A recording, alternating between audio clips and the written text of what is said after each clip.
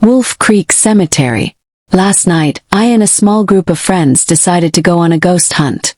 This was our second time visiting this particular cemetery, but what happened on our first trip caught my interest as a new ghost hunter, and after some persuading, I convinced my small group to accompany me.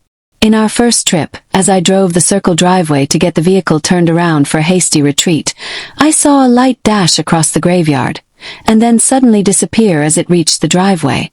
Upon exiting the vehicle, my friend B saw yet another light appear out of the woods and run behind our vehicle. Neither of us said anything about the lights we had seen, fearing it may had just been paranoia considering it was almost midnight in a dark, creepy cemetery. Upon walking up to the gravestones, we heard something moving in the woods.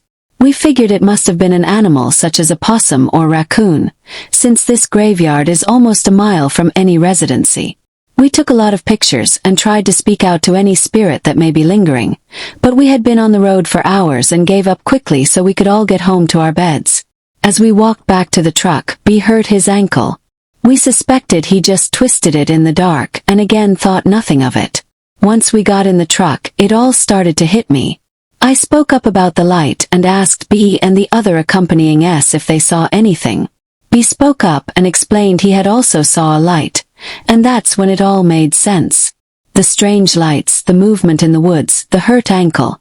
And now to add to the list, I contracted an unbearable migraine the moment I put the truck in drive. We decided to take a few pictures from the safety of the truck before we left.